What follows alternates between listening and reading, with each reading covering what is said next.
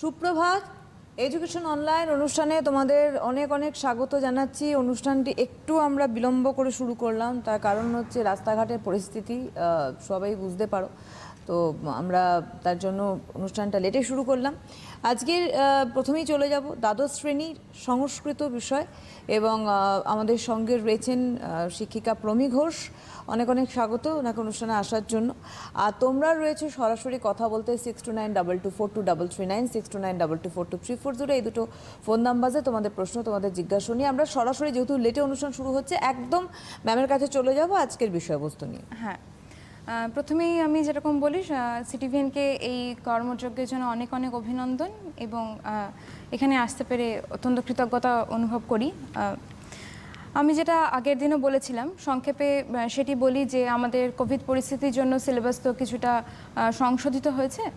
তো আমাদের 80 নম্বরে মানে 100 নম্বরের পরীক্ষায় 20 নম্বর প্রজেক্ট আমরা জমা দিই, বাকি 80 নম্বরে আমাদের 50 নম্বর যেরকম থাকে আমাদের লিটারেচার ভাগ, এবং 30 নম্বর থাকে আমাদের ল্যাঙ্গুয়েজ পোর্শন। সেখানে গ্রামার আছে, গ্রামারে যেগুলো রয়েছে আমাদের কেবল তার মধ্যে আমাদের অনুচ্ছেদ রচনাটা বাদ গিয়েছে, বাকি অনুবাদ রয়েছে। ব্যাসবাক্য সহ সমাস, এক কথায় প্রকাশ, শব্দদ্বৈতের অর্থ, কারক বিভক্তি, এইগুলো রয়েছে, এবং ভাষাতত্ত্ব রয়েছে। আগের দিন ভাষাতত্ত্বের কিছু সংক্ষেপে আমি প্রশ্ন দিয়েছিলাম, তোমরা আগের দিনের প্রোগ্রামে তোমরা দেখলে বুঝতে পারবে। এবং ল্যাঙ্গুয়েজ গ্রুপের মধ্যে যেটা রয়েছে 50 নম্বরের মধ্যে আমাদের সেটা হলো গদ্য, পদ্য, নাটক এবং সংস্কৃত সাহিত্যের ইতিহাস। এবার গদ্যের মধ্যে আমরা জানি একটি এবারে বাদ গিয়েছে, এবং একটি রয়েছে। পদ্যের মধ্যে দুটিই রয়েছে, গঙ্গা স্তোত্রম এবং কর্মযোগ। আগের দিনের প্রোগ্রামে তোমরা দেখলে বুঝবে গঙ্গা স্তোত্রমটি পড়িয়েছিলাম, আলোচনা করেছিলাম বলা ভালো। এবং নাটক বাসন্তিকা স্বপ্নম, এটি আজকে আলোচনা করব আমরা, এবং কর্মযোগ সম্পর্কে আলোচনা করব। আর থাকছে সংস্কৃত সাহিত্যের ইতিহাস। সংস্কৃত সাহিত্যের ইতিহাসও 5 নম্বর প্রশ্ন আসে, এবং গদ্য, পদ্য, নাট্য সকল থেকে 5 নম্বর প্রশ্ন আসে, এবং মাল্টিপল চয়েস প্রশ্ন এবং শর্ট টাইপ প্রশ্ন আসে। 5 নম্বরে যে প্রশ্ন আসে সেটি আমাদের সংস্কৃত সাহিত্যের ইতিহাস বা দুটো ভাগ থাকে, ক্লাসিক্যাল লিটারেচার আর ক্লাসিক লিটারেচার। তো এর মধ্যে অপশানে যে কোনো একটি 5 লিখতে হয়। তার মধ্যে আমি সবসময় প্রেফার করব যে তোমরা ক্লাসিক্যাল লিটারেচারের বদলে যদি তোমরা সায়েন্টিফিক লিটারেচারটা একটু এমফাসিস দিয়ে পড়ো, একটু জোর দিয়ে পড়ো, সেটা বেটার হয়। তার কারণ সায়েন্টিফিক লিটারেচারে সিলেবাসে রয়েছে অনলি 4টে, কি আর্যভট্ট, বরাহমিহির, চরক সংহিতা এবং সুশ্রুত সংহিতা। এই 4টির অবদান সম্পর্কে একদম পরিষ্কারভাবে পড়বো, কোনো সাজেশন করব না। তাহলে আমাদের 4টে পন্থে হচ্ছে। অতিরিক্ত কি পড়বো? অতিরিক্ত হলো ভারতবর্ষে গণিত শাস্ত্রের সূচনাটা আমরা একটু পড়বো, যে কীভাবে গণিত শাস্ত্রের উৎপত্তি এবং পাটিগণিত সম্পর্কে আলোচনা, এইটি আমরা একটু পড়বো। তা বাদে আমরা 5 নম্বর এখান থেকেই পেয়ে যাব। যদি আমরা ক্লাসিক্যাল লিটারেচারে পড়ি, তার মধ্যে ভাষ সমস্যা তোমরা পড়ছো। কালিদাসের মধ্যে তোমরা অভিজ্ঞান শকুন্তলম, তার অবদান সংস্কৃত সাহিত্যে, তার মূল্যায়ন, এটি পড়বে, এটি খুব গুরুত্বপূর্ণ। মেঘদূতম তোমরা 11-এ পড়েছো অলরেডি, সুতরাং মেঘদূতমের বিষয়বস্তু সম্পর্কে তোমাদের একটা ব্রিফ আইডিয়া রয়েছে, সুতরাং তার মূল্যায়ন করতে আশা করি খুব একটা অসুবিধা হবে না। আরেকটি যেটি পড়বে সেটা হলো গীত গোবিন্দম। গীত গোবিন্দম কাব্যটির মূল্যায়ন করো, এটি তোমরা একটু পড়বে। আর হলো স্বপ্নবসব দত্তম, ভাষ সমস্যা তো পড়ছো, ভাষের লেখা যেটি সেটি হলো স্বপ্নবসব দত্তম, তার মূল্যায়ন বা তার অবস্থান সংস্কৃত সাহিত্যের পরিপ্রেক্ষিতে, এইটুকু পড়লেই, মানে এর চেয়ে কম বোধহয় হয় না। এইটুকু পড়লে আমি যেটা বলবো যে তোমরা ক্লাসিক্যাল আর সায়েন্টিফিক লিটারেচারের মধ্যে যদি সংস্কৃত সাহিত্যের ইতিহাসের ক্ষেত্রে সায়েন্টিফিকটা খুব জোর দিয়ে পড়ো, কোনো কিছু বাদ না দিয়ে পড়ো, সেটিই কাম্য। এবার আজকে যে বিষয় আমরা আজকে আর একটু আলোচনা করব সেটি হলো, আজকে আমরা কর্মযোগ নিয়ে, শ্রীমদ্ ভগবদ্গীতার কর্মযোগ নিয়ে আমরা একটু সংক্ষেপে আলোচনা করব। আগের দিন যখন আমরা গঙ্গা স্তোত্রমটি পড়েছিলাম, সরব পাঠ দেওয়া সম্ভব হয়নি, কিন্তু আজকে সরব পাঠ দিয়ে এটি পড়লে হয়তো বেশি উপভোগ্য হয়ে উঠবে এবং সুবিধা হবে তোমাদের। তো প্রথমে যেটি বলবো সেটি হলো, এই শ্রীমদ্ ভগবদ্গীতা যে কর্মযোগ, সেটি শ্রীমদ্ ভগবদ্গীতার 3য় নম্বর যোগ। মোট কটি অধ্যায় আছে? 18টি অধ্যায় আছে, এবং প্রতিটি অধ্যায়কে আমরা যোগ বলে সম্বোধন করি। আগের দিন বলছিলাম যে যোগ কেন বলছে না, পরমাত্মার সাথে জীবাত্মার যোগ সাধন, সংযোগ করা, সেটি যে শাস্ত্রের মাধ্যমে, যে জ্ঞানার্জনের মাধ্যমে সম্ভব করা হয়, তাকে আমরা যোগ বলে সম্বোধন করেছি। সেই অর্থে আমাদের এখানে 18টি যোগ। এবার যদি শ্রীমদ্ ভগবদ্গীতার উৎস সম্পর্কে বলা যায়, তবে এটি বলা যাবে যে এটি হলো মহাভারতের ভীষ্ম পর্বের 25 নম্বর থেকে 42তম অধ্যায় মহাভারতের ভীষ্ম পর্বে। এটি কার লেখা মহাভারত? আমরা জানি মহাভারত বেদব্যাসের লেখা। বেদব্যাসের দুটো নাম ছিল, একটা ছিল বেদব্যাস এবং অন্যটি ছিল কৃষ্ণ দ্বৈপায়ন। কেন তার কৃষ্ণ দ্বৈপায়ন ছিল নাম? তার গাত্রবর্ণ ছিল কৃষ্ণ এবং তিনি যেহেতু দ্বীপে জন্মগ্রহণ করেছিলেন তাই তার নাম ছিল দ্বৈপায়ন। তার পিতা ছিলেন পরাশর এবং মাতা ছিলেন সত্যবতী। এবার তার অন্যান্য গ্রন্থও ছিল। তিনি মহাভারতের সাথে সাথে রচনা করেছিলেন বেদান্ত সূত্র, তিনি অষ্টাদশ মহাপুরাণ রচনা করেছিলেন এবং মহাভারতের সাথে তিনি শ্রীমদ্ ভগবদ গীতাও তিনি রচনা করেন। তার অপর নাম যে বেদব্যাস, সেই বেদব্যাসের কারণ তিনি বেদকে বিভাগ করেছিলেন। বেদ তো কেউ তৈরি করেছিলেন বা সৃষ্টি করেছিলেন এরূপ বলা হয় না, বলা হয় বেদের দ্রষ্টা ঋষি, অর্থাৎ বেদ যারা মানসপটে দর্শন করেছিলেন এরূপ বলা হয়। তো তিনি এই সমগ্র বৈদিক শাস্ত্রকে, অর্থাৎ তার মানে বোঝা যাচ্ছে বৈদিক শাস্ত্র কোনো এককালে অখণ্ড ছিল, সেটিকে তিনি 4 ভাগ করেছিলেন। কি কি না, ঋক, সাম, যজু, অথর্ব। প্রকৃতি অনুসারে, গুণ অনুসারে সেগুলোকে 4টি পর্যায়ে তিনি বিভক্ত করেছিলেন। এর জন্য তার নাম হয় বেদব্যাস। এইবার সেই বেদব্যাসের লেখা মহাভারতের আমরা 3য় অধ্যায়ের কর্মযোগের আমাদের এখানে মোট 11টি শ্লোক আমাদের পাঠ্যে রয়েছে। যদি সরবপাঠ সহকারে এই শ্লোকটি সম্পর্কে আমরা একটু আলোচনা করি। ন কর্মণা মনোরম্ভ নৈষ্কর্ম পুরুষাশ্নুতে ন চ সন্ন্যাসনা দেবা সিদ্ধিং সমাধি গচ্ছতি। অর্থাৎ কি বলছেন? কাজ ত্যাগ করে, কর্ম ত্যাগ করে নৈষ্কর্ম সাধন বা নৈষ্কর্ম সিদ্ধি লাভ সম্ভব হয় না এবং এই নৈষ্কর্মের মাধ্যমে যে ঈশ্বর লাভ তাও সম্ভব হয় না। এ প্রসঙ্গে ঠাকুর বলছেন যে নৈষ্কর্মের তো কোনো প্রয়োজন হয় না। বাবুর বাড়িতে আমরা যে গভর্নেন্স বলি, বা বাবুর বাড়িতে তার সন্তান সন্ততি বা ছোট সন্তানদের দেখবার জন্য যাকে রাখা হয়েছে তার বাড়িতেও সন্তান রয়েছে, সে সারাদিন বাবু সন্তান মানুষ করছে, কিন্তু তার মন পড়ে থাকে নিজের সন্তানের দিকে, যে তার খাওয়া হয়েছে কি না, সে কেমন আছে। সুতরাং সে কি হাতে কাজ বন্ধ করছে? তা তো নয়। ঠিক তেমন শ্রীকৃষ্ণ তাই বলছেন অর্জুনের অবস্থান দেখে, যে অর্জুনের এই এরূপ অবস্থার মহাভারতের প্রয়োজনীয়তা হলোই বা কখন। সংক্ষেপে বলতে গেলে, যখন মহাভারতের যুদ্ধ, আমরা জানি মহাভারতের যুদ্ধ হয়েছিল 800 দিন ব্যাপী কুরুক্ষেত্রে। তখন কি হয়েছিল, একদিন অর্জুন শ্রীকৃষ্ণকে প্রথম দিন বলছেন যে আমাকে প্রতিপক্ষের যে সৈন্য বিন্যাস রয়েছে তার সামনে গিয়ে দাঁড় করাও, আমি প্রতিপক্ষ সৈন্য দর্শন করতে চাই। এবং তখন যিনি যখন প্রতিপক্ষ সৈন্য দর্শন করলেন, উনি দেখলেন যে প্রতিপক্ষ বাইরের কেউ নয়, সবই তার আত্মীয় স্বজন, সবই পিতৃব্য ভ্রাতা।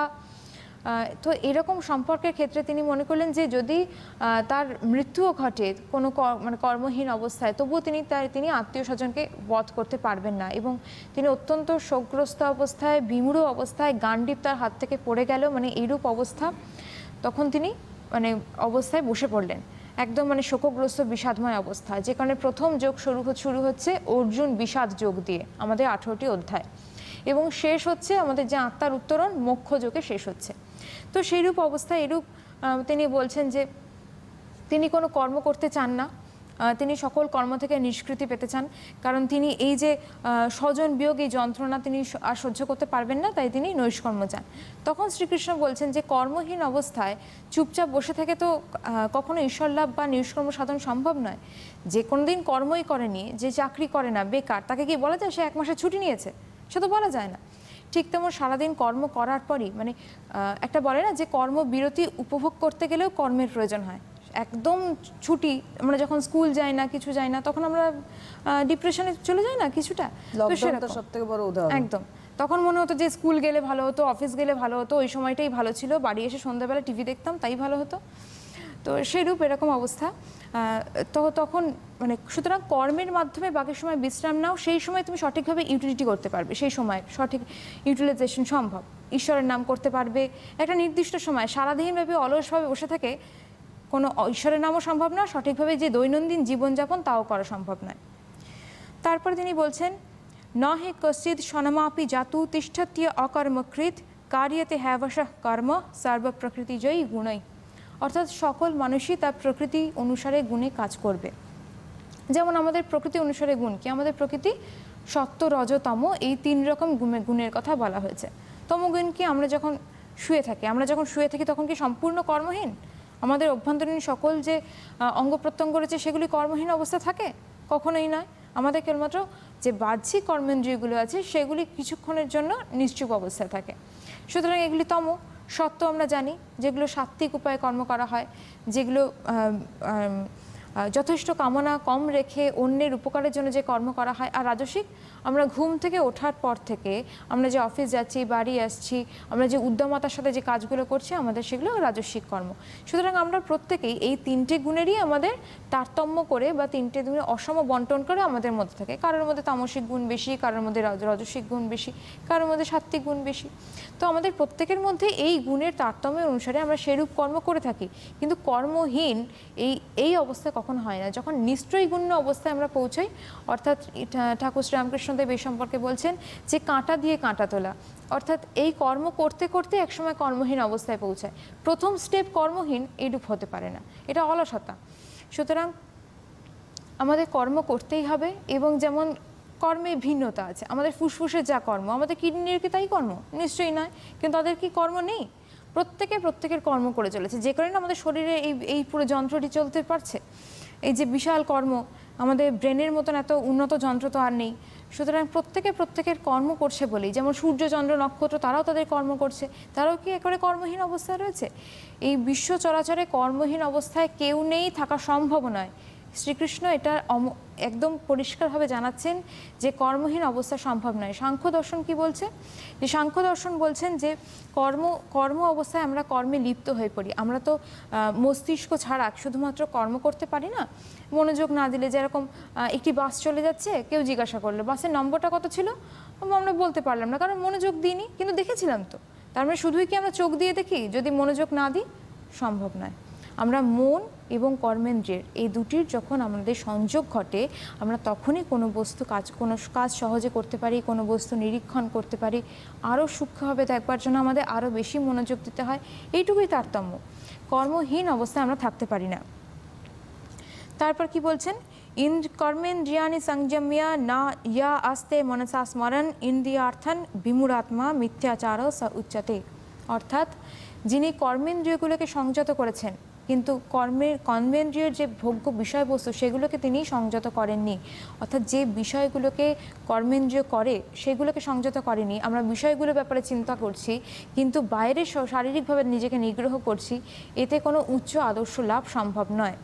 যেমন যদি জিজ্ঞাসা করা হলো, আমাদের দৈনন্দিন নিজের সাথে নিজের একটি মিটিংয়ের প্রয়োজন, এবং সেই মিটিংয়ে যদি নিজেকে জিজ্ঞাসা করি আমাদের কি ইন্দ্রিয় ভোগ্য কোনো বিষয়বস্তুর প্রয়োজন, তখন আমরা বললাম হ্যাঁ।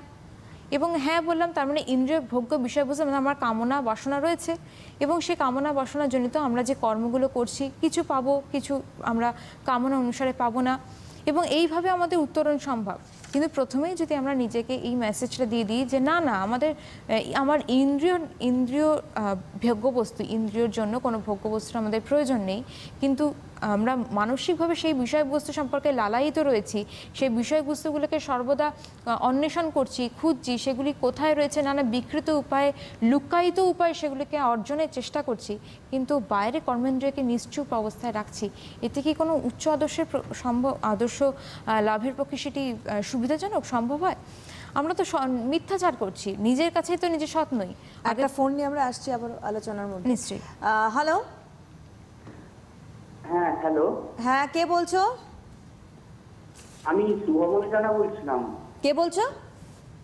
শুভময়। হ্যাঁ, শুভময় কোথা থেকে? হ্যাঁ, আমি পশ্চিম মেদিনীপুর থেকে বলছিলাম। হ্যাঁ, কি প্রশ্ন আছে বলো। আমার প্রশ্নটা হচ্ছে, নলচম্পুর প্রথম উৎসাহে আর্যাবর্তনম যে গদ্যটা আছে, সেখানে অষ্টবসুর নাম বলা হয়েছে। তো অষ্টবসুর কি কি নামগুলো জানতে চাই। ধন্যবাদ। আর একবার প্রশ্নটা দাঁড়াও শুভম, আর একবার প্রশ্নটা করো একটুখানি। আচ্ছা, আর্যাবর্তনমের অষ্টবসুর উল্লেখ করা আছে, সেই অষ্টবসুর নামগুলো জানতে চাই। অষ্টবসুর নাম? হ্যাঁ, আর্যবর্তনমের এটা কি সিলেবাসে কি ছিল? অষ্টবসুর নাম এভাবে তো প্রয়োজন হবে আদিত্যাদি অষ্টবসু, অর্থাৎ আমাদের যে, হ্যাঁ, আমাদের অষ্টবসুর নাম, এটা 1 নম্বরের প্রশ্ন আসতে পারে, এটি বিশেষ কোনো প্রয়োজন নেই।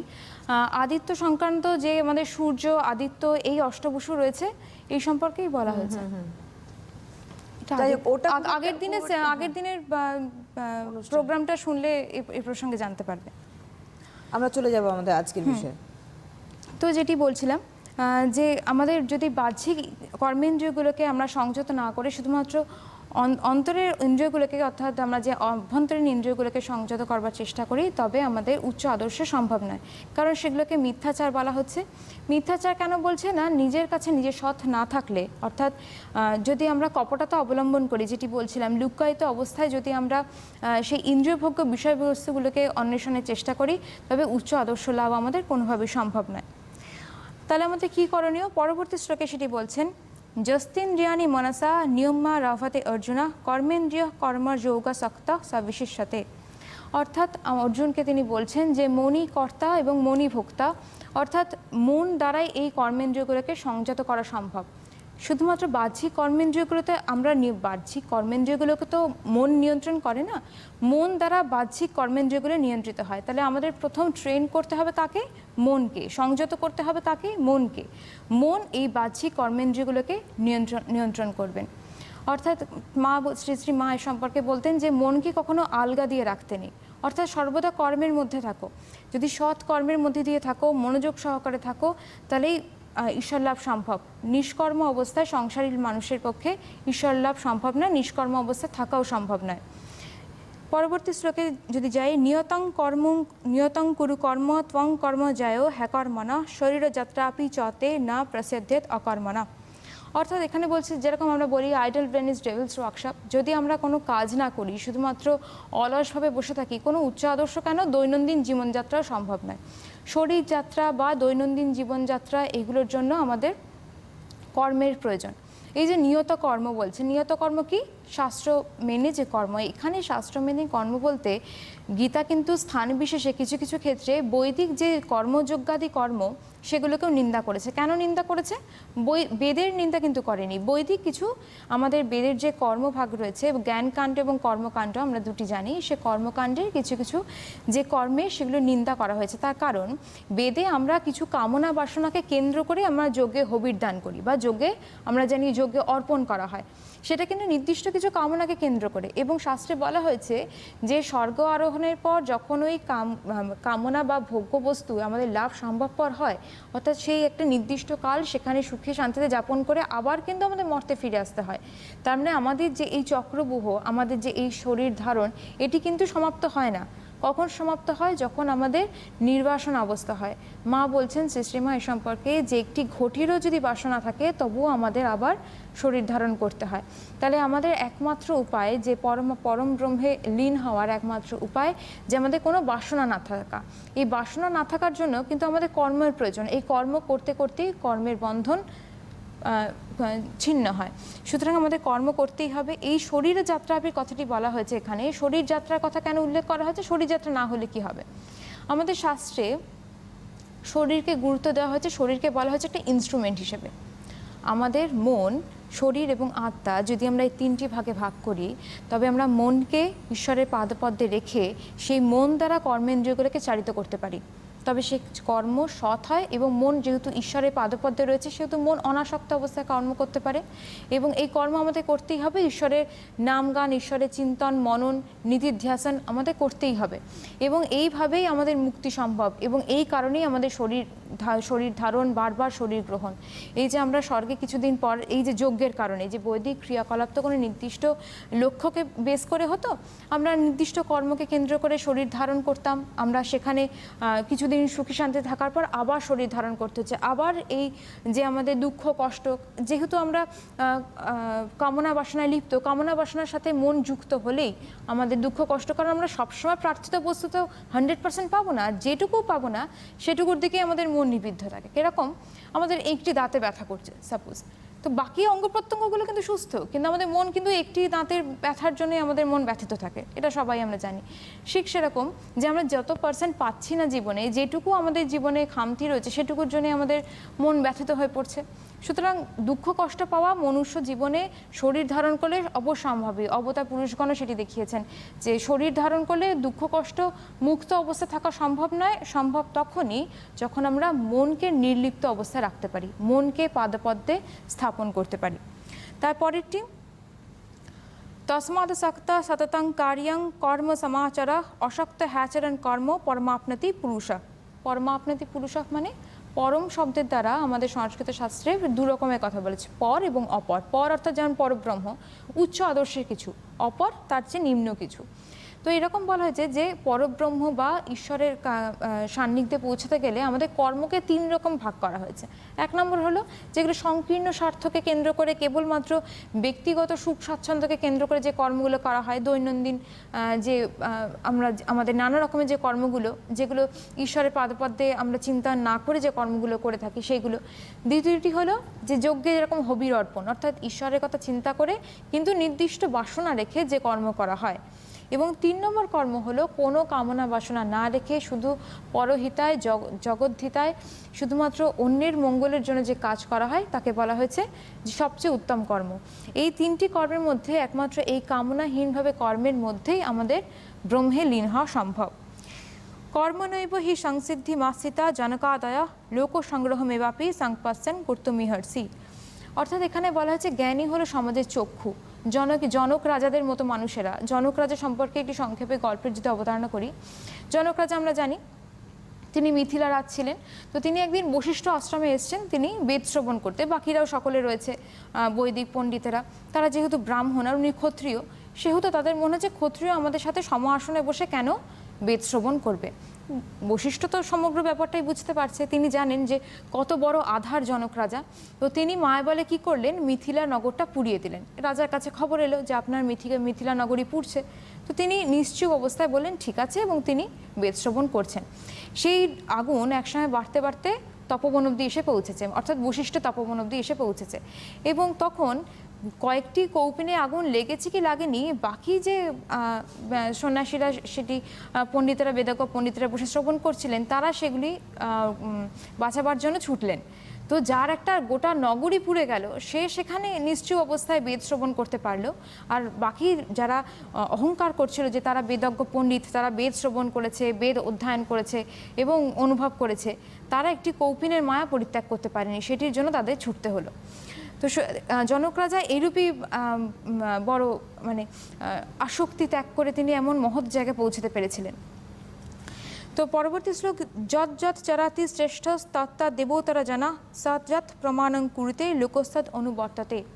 অর্থাৎ সমাজে যারা উচ্চ শ্রেণীর লোকেরা, যারা নেতা, যে কারণে স্বামীজি বলতেন যে নেতা হতে গেলে আগে নেতা হতে হয়। অর্থাৎ এই যে সমাজে উচ্চ শ্রেণী হওয়া, যাকে সমাজের অন্যান্য শ্রেণীরা অনুসরণ করবে, সেরূপ হওয়াটা অত সহজ কথা নয়। কারণ তারা যে কর্ম করে, তারা যে পথ অনুসরণ করে, সমাজের বাকি যারা সাধারণ মানুষ সেই পথে অনুসরণ করেন।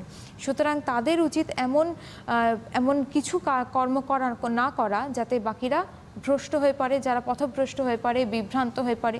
যদি সমাজে উচ্চশ্রেণীর মানুষেরা, যেমন চরম জ্ঞানী যারা, তাদের পক্ষে কর্ম করা আর না করা সমান ব্যাপার, কিন্তু সেই কারণে তারা যদি কর্মহীন অবস্থায় থাকে, তবে কী হবে, বাকি যারা সাধারণ মানুষ তারাও ভাববে এই কর্মহীন অবস্থাটি একমাত্র গ্রহণযোগ্য, এই অবস্থাতে ঈশ্বর লাভ সম্ভব। তো তারা বিভ্রান্ত হয়ে পড়বে, তারা কর্মহীন হয়ে পড়বে। সুতরাং সেরূপ অবস্থা করা উচিত নয়। যারা সমাজের নেতা স্থানীয়, আধ্যাত্মিক ক্ষেত্রে যারা গুরুদেব স্থানীয়, তাদের উচিত এরকম পথ অবলম্বন করা যাতে সমাজের বাকিরা সেই পথ অনুসরণ করতে পারে। ন মে পার্থাসি কর্তব্যং ত্রিষু লোকেষু কিঞ্চনা নানা ব্যাপ্তম অব্যাপ্তব্যম বর্ত এই বচে কর্মণি। অর্থাৎ কি বলছেন, যে শ্রীকৃষ্ণ এক্ষেত্রে পার্থকে নিজের উদাহরণ দিয়ে বলছেন যে তিনি তো ভগবান, তার কর্তব্য কিছু নেই, তার প্রাপ্তব্য কিছু নেই, তিনি পাননি এমন কিছুও নেই, অথচ তিনি কর্ম করছেন। অর্থাৎ এই বিশ্ব সংসার, বিশ্ব চরাচর সকল কিছুই তার, অথচ তিনি কি করেছেন আমরা জানি। সমগ্র কুরুক্ষেত্র যুদ্ধে তিনি নিয়ন্ত্রক ছিলেন, তিনি দ্বারকায় তিনি সিংহাসন স্থাপন করেছিলেন, তিনি নগরী পরিবর্তন করে এবং তাকে রক্ষণ করেছিলেন। তিনি যুধিষ্ঠিরের পরামর্শদাতা ছিলেন, তিনি দ্রৌপদীকে রক্ষা করেছেন। তাহলে তিনি সর্বদা সমগ্র জীবনে তিনি কর্মযজ্ঞে লিপ্ত ছিলেন, অথচ তার তো কিছু পাওয়ার নেই, না তার প্রশংসা পাওয়ার আছে, না কোনো কিছু তার কর্তব্য রয়েছে সমাজের প্রতি। তিনি ভগবান, তিনি শরীরশয্য সম্পূর্ণ, অথচ তিনি কর্ম করেছেন। সুতরাং শ্রীকৃষ্ণ বলছেন যে নিষ্কামভাবে কর্ম করলে ঈশ্বর লাভ সম্ভবপর হয়, তা কর্মহীন হওয়ার প্রয়োজন নেই। যে মে মতমেদং নিত্য মনুষ্যতি মানবা শ্রদ্ধাবন্ত অনুসরন্ত মুচ্যন্তে তেয়পি কর্মভি। অর্থাৎ বলছেন যে যদি শ্রদ্ধাবনত হয়ে অনুসোয়া, অর্থাৎ যদি এই হিংসা বা সংকীর্ণ বুদ্ধি ত্যাগ করে যদি কর্ম করা যায়, যদি ঈশ্বরের মন সমর্পণ রেখে কর্ম করা যায়, তবেই ঈশ্বর লাভ সম্ভব। কর্মহীন হওয়ার প্রয়োজন নেই। শ্রী শ্রী মা এক্ষেত্রে বলছেন যে দোষ দেখবে নিজের, অন্যের দোষ দেখবে না। জগৎ কি পর, জগৎ তো আপনার। অর্থাৎ যদি অন্যের দোষ আমরা খুঁজতে শুরু করি তবে তার শেষ করা যাবে না, এবং মানুষের মধ্যে বিভেদ সৃষ্টি হবে, উচ্চ নিচ বিভেদ সৃষ্টি হবে। কিন্তু এই যে ব্রাহ্মণ, ক্ষত্র, বৈশ্য, শূদ্র এই যে বিভাগটা ছিল, এটি কর্ম অনুসারে, এটি তার গুণ অনুসারে আভ্যন্তরীণ। কেউ কারোর দ্বারা শোষিত হবে এরূপ অবস্থায় ছিল না বৈদিক যুগে, এবং এটি কোনো মতেই বংশানুক্রমিক ছিল না। এটি ছিল সম্পূর্ণভাবে কর্মকেন্দ্রিক। পরবর্তী যুগে এইরূপ অবস্থার সৃষ্টি হয়। এবং তিনি বলছেন যে জ্ঞানী শুধুমাত্র কর্মেন্দ্রিয়ের দিকে নজর দেয় না, জ্ঞানী অভ্যন্তরীণ ইন্দ্রিয়ের দিকে নজর দেয়। অর্থাৎ তিনি পুরুষের দিকে নজর দেন, আত্মার উন্নতি সাধনের দিকে নজর দেন। এতে মনে হতে পারে পুরুষ এবং প্রকৃতি আলাদা, কিন্তু কর্মযোগী একমাত্র যিনি বুঝতে পারেন যে একই সত্তার দ্বৈত দিক, কর্ম, পুরুষ এবং প্রকৃতি। পুরুষ প্রকৃতি যখন সঠিক মেলবন্ধন ঘটে তখনই আমাদের পরিপূর্ণতা আসা সম্ভব। শ্রেয়ান স্বধর্ম বিগুণঃ পরধর্মাৎ স্বনিষ্ঠিতাৎ স্বধর্মে নিধনাং শ্রেয় পরধর্ম ভয়াবহ। অর্থাৎ কি বলছেন না যে অন্য ধর্ম ভয়াবহ, অর্থাৎ তিনি বলছেন যে তিনি ক্ষত্রিয় ছিলেন অর্জুন, তিনি ভেবেছিলেন যে তিনি এই রাজধর্ম পরিত্যাগ করবেন, তিনি এই হত্যালীলার সাথে কোনোভাবে যুক্ত থাকতে চান না, তিনি স্বাধ্যায়, অধ্যয়ন, তিনি পূজা অর্চনার মধ্যে দিয়ে জীবন কাটিয়ে, বেদ পাঠের মধ্যে দিয়ে জীবন কাটাতে চান। কিন্তু শ্রীকৃষ্ণ বলছেন তা কখনোই উচিত নয়, কারণ তার মধ্যে রজগুণ রয়েছে। তাকে যুদ্ধ করতে হবে, তাকে যুদ্ধের দ্বারা বাকি যে প্রজারা তাকে রক্ষা করতে হবে। তিনি যদি বেদ পাঠের মধ্যে দিয়ে জীবন কাটাতে চান তবে তার পক্ষে সম্ভব, কারণ তিনি নররূপে ঋষি। কিন্তু বাকি প্রজারা যারা তার উপর নির্ভরশীল, যাদের রক্ষণের প্রয়োজন দুর্যোধনের হাত থেকে, তবে তাদের কি হবে? যে রাজ্যে রাজমহিষী, রাজনন্দিনী, দ্রৌপদীর এরূপ সম্মানহানি হতে পারে, সে রাজ্যে বাকি নারীরা তো সুরক্ষিত নয়, তবে তাদের কি হবে যদি একটি ধর্মরাজ্য স্থাপন করা না যায়? এবং সেই ধর্মরাজ্য স্থাপনের জন্য, ধর্মযুদ্ধের জন্য এখন অর্জুনকে প্রয়োজন। এবং তাই তিনি অর্জুনকে উদ্বুদ্ধ করছেন যে নৈষ্কর্ম সাধন না করে কামনাহীনভাবে কর্ম করতে। এ প্রসঙ্গে আমি প্রথমেই বলবো যে পুরো কর্মযোগ সম্পর্কে একটা ওভারঅল ধারণার জন্য এটির সারমর্ম বা মর্মার্থ তোমরা পড়বে। কর্মযোগের তত্ত্বটি সংক্ষেপে বিশ্লেষণ করো, এইরূপ প্রশ্ন একটি পড়বে। এছাড়া আমি সবসময় বলি যে 4 নম্বরে যে অ্যাম্প্লিফিকেশন বা ভাব সম্প্রসারণ থাকে, সেটি গদ্যের থেকে তোমরা যদি পদ্যে লেখো তবে সেটি অনেক বেশি প্রেফারেবল, কারণ পদ্যে নির্দিষ্ট একটি লাইন তুলে ব্যাখ্যার প্রয়োজনীয়তা হয় এবং সেটি অনেক বেশি নিট অ্যান্ড ক্লিন হয়, সেটি লেখাটাই সুবিধা গদ্যের তুলনায়। এবং এক্ষেত্রে আমি বলব স্বধর্মে নিধনাং শ্রেয় পরধর্ম ভয়াবহ, এটি একটি গুরুত্বপূর্ণ অ্যাম্প্লিফিকেশন। এবং 5 নম্বর প্রশ্নের ক্ষেত্রে গুরুত্বপূর্ণ মিথ্যাচারী এবং শ্রেষ্ঠ ব্যক্তিকে এবং তার তাৎপর্য বর্ণনা করো, এটি অত্যন্ত গুরুত্বপূর্ণ। এছাড়া যদি ভাব সম্প্রসারণের ক্ষেত্রে ন তা সন্ন্যাসন দেবা সিদ্ধির সমাধি গচ্ছতি ন হি কশ্চিৎ সনমপি জিতু তিষ্ঠৎ অকর্মকৃত, এই প্রশ্নগুলি এখানে প্রত্যেকটি অত্যন্ত গুরুত্ব সহকারে ব্যাখ্যাগুলো পড়তে হবে, প্রত্যেকটি শ্লোকের ব্যাখ্যা, কারণ প্রত্যেকটি শ্লোকই গুরুত্বপূর্ণ অ্যাম্প্লিফিকেশনের ক্ষেত্রে এবং ব্রড প্রশ্নের ক্ষেত্রে। সুতরাং পরিষ্কারভাবে প্রত্যেকটি শ্লোকের ব্যাখ্যা পড়লেই আমার মনে হয় কর্মযোগের প্রশ্নের উত্তর দেওয়া সম্ভব। যদি পরবর্তীতে আমরা নাটকটা সম্পর্কে, বাসন্তিকা স্বপ্নম সম্পর্কে আমরা সংক্ষেপে আলোচনা করি। বাসন্তিকা স্বপ্নম আর কৃষ্ণমাচার্যের লেখা, এটি তিনি একজন সাউথ ইন্ডিয়ান সংস্কৃতিয়ান, সাউথ ইন্ডিয়ান সংস্কৃত পণ্ডিত ছিলেন। তিনি এটি একটি অনুবাদ রচনা, এটি শেক্সপিয়ারের মিডসামার নাইটস ড্রিম এই নাটকটির এটি সংস্কৃত অনুবাদ ছিল। অনুবাদ সাহিত্য সংস্কৃতের একটি গুরুত্বপূর্ণ পার্ট। এই নাটকটি সম্পর্কে যদি সংক্ষেপে বলি, এরকম দাঁড়ায় যে রাজা ইন্দ্র বর্মার মনে খুবই প্রেমে তিনি কাতর ছিলেন, তার পত্নীর সাথে খুব শীঘ্রই তার বিবাহ হওয়ার কথা। এবার তিনি সেই কনকলেখার সাথে তার পত্নী, যার সাথে তিনি বাগদত্তা, তিনি কনকলেখা, আগামী 4 দিন বাদে কোনো এক অমাবস্যার রাত্রে তাদের বিবাহর কথা, কিন্তু তিনি ওই 4 দিনও যে বিয়োগ যন্ত্রণা তিনি উপভোগ করতে পারছেন না। আচ্ছা, আমরা এখানটা একটু থামিয়ে আবার একজনকে নিয়ে নেবো, আরেকজন কোনো স্টুডেন্ট আছে আমাদের সঙ্গে। হ্যালো। হ্যাঁ, হ্যালো। হ্যাঁ, কে বলছো? আমার নাম অরিন্দম মন্ডল। কোথা থেকে অরিন্দম? হাওড়া থেকে। হ্যাঁ, কি প্রশ্ন আছে বলো। আমার প্রশ্ন হচ্ছে, এই কর্মযোগ চ্যাপ্টারটা যে ম্যাম পড়াচ্ছিলেন, এই কর্মযোগ থেকে তো কোনো ডিকিউ প্রশ্ন আসবে না আমাদের। নিউ যে কোশ্চেন প্যাটার্নটা দেওয়া হয়েছে শুধুমাত্র গঙ্গা স্তোত্রম থেকে দিয়েছে দেখলাম, আর এই কর্মযোগ থেকে কোনো ডিকিউ দেয়নি, তাই জন্য জিজ্ঞাসা করছিলাম। কি দেয়নি? কি দেয়নি বলছো? কি দেয়নি? শর্ট প্রশ্ন?